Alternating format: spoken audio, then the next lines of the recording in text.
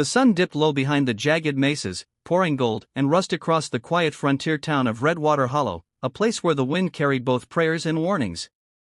At the far edge, where pine trees whispered to the mountains, stood a small weather-beaten cabin, owned by a widow named Evelyn Rose Harper, known to most as just Eve. Since her husband's tragic death 2 winters ago, she had lived alone, tending her modest patch of land with stubborn determination. People spoke of her beauty softly, almost fearfully, long dark chestnut hair braided loosely down her back, soft eyes like twilight lakes, and a voice gentle enough to soothe a raging horse. Yet they also spoke of the grief that wrapped her heart like thorny vines, a grief that had left no room for affection or for danger. And danger had a way of finding its way to Redwater Hollow, especially in the form of one man, Colt Maddox. Colt was the kind of cowboy mothers whispered about and men avoided locking eyes with for too long. Tall, broad-shouldered, with a permanent shadow of stubble and a black duster coat that fluttered behind him like a warning, he was known across counties as a gunslinger, a man who had survived more than his share of bloodstorms. He had ridden into town weeks prior, silent at first, keeping to the saloon and the quiet edges of dusk. But soon enough, whispers rose he had come not for whiskey nor trouble, but for her. He'd seen Eve once, carrying fresh bread to the church, her eyes downcast, unaware of the way she drew the light toward her like a lantern in the dark. Something inside him shifted, something he thought long buried, something resembling longing, or maybe redemption. So when Colt Maddox rode up to Eve's cabin that evening, his horse's hooves crunching softly over gravel, she already stood at her doorway, both hands gripping the wooden frame as though bracing against a storm. "You shouldn't be here," she said, her voice low but steady. "Please don't come inside." Colt stopped at the gate, his hat shadowing his eyes. "I ain't here to cause trouble," he replied, though his voice, rough like gravel dragged under a boot, seemed to suggest that trouble followed him regardless. "I don't want your trouble or your kindness," Eve said sharply, though her tone trembled just enough to reveal fear and something else. "Hurt." Colt shifted his stance, leaning one arm casually on the gate, though his gaze was earnest, steady. "I ain't a skin for much. Just want a word." The wind pushed through the pines, carrying the scent of rain and the promise of nightfall. Eve's heart tightened. She remembered another man who used to stand where Colt now stood.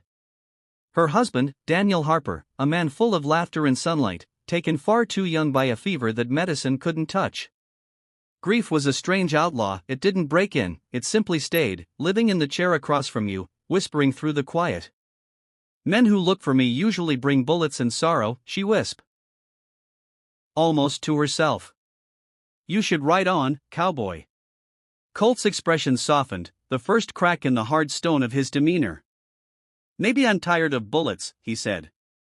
"Maybe I'm looking for something that ain't made of gunpowder and ghosts." Eve's breath caught in her chest. For a moment, they simply stood there, a widow made of glass and a gunslinger carved from scars, the space between them filled with everything unspoken. But then a dog barked in the distance, and reality snapped back like a whip. Eve's hand tightened on the door. "Please," she repeated, but this time it wasn't a warning. It was a plea. Colt stepped back, slowly. Respectfully. He tipped his hat. "All right, Eve Harper. I'll go." He didn't turn until she closed the door. And even then, she stood behind it, forehead resting against the wood, heart pounding like hoofbeats.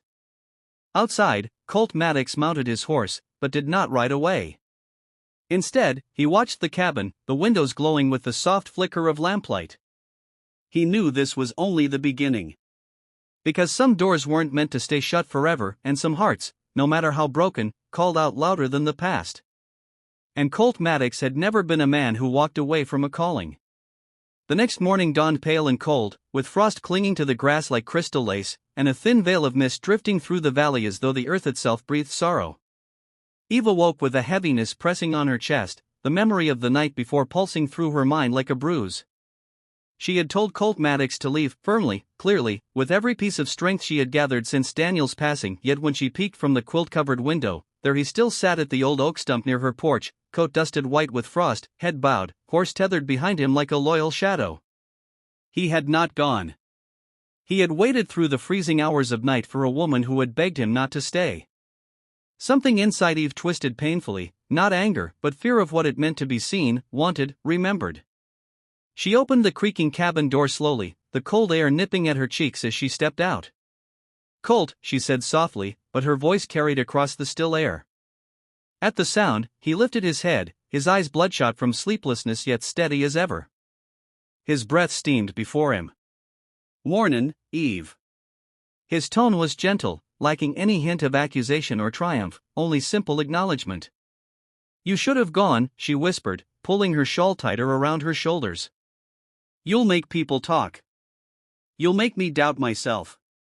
Colt stood slowly, stretching stiff muscles but never breaking eye contact. "Let 'em talk. I ain't here for them." Eve swallowed, her pulse fluttering like a trapped bird. "You don't know me anymore. You don't know what grief has done." Colt stepped forward, only one slow stride, careful like approaching a wild mare who'd bolt at the smallest sudden movement. "I ain't afraid of grief, Eve. Mine's been with me longer than my gun." The wind rustled dead leaves across the yard, the world quiet except for the soft distant cry of a hawk circling overhead. She studied him now, really looked, his face weathered by sun and sorrow, his hands rough with the memory of violence, his shoulders heavy with the weight of past lives. But behind all of it, behind the legend and the whispers and the danger, was a man, one who had chosen to sit in the cold all night just to prove he would not walk away from her pain. Eve felt tears threaten, the kind she had sworn she would never shed again for any living soul. "I lost Daniel," she said, voice cracking. "I lost the only man who loved me without needing to fix me. I can't survive losing someone twice." Colt's jaw tightened, but his eyes softened, grief recognizing grief. "I ain't askin' you to love me," he said quietly. "Not today. Not tomorrow. Maybe not ever." He took another careful step. "But I am askin' you to stop pretendin' your heart died with him." Eve closed her eyes, the ache of truth striking deep.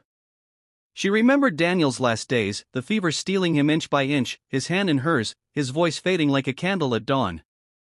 She remembered his final words, whispered through cracked lips, "Promise me you'll keep living, Eve." She had kept the farm. She had kept breathing. But living? No. She had only survived. A single tear escaped down her cheek before she could stop it. Colt reached out, slowly, giving her time to pull away. She didn't. His thumb brushed her cheek, gentle as falling snow. Her breath shuddered. "Your danger, Colt Maddox," she murmured. "You bring storms." He gave a faint, sad smile. "Maybe. But maybe you've forgotten, Eve Harper, nothing grows without a little rain." The cabin door remained open behind her, warm light spilling into the cold morning air. Eve looked at it, then at Colt, her heart standing at the crossroads between memory and possibility. She did not invite him inside. But she didn't close the door either. And Colt, understanding the language of the quiet, simply said, "I'll be here. As long as you need." For the first time in 2 long winters, Eve didn't feel alone. The day began, slow and soft, like healing. And somewhere deep inside her, something long frozen began to thaw.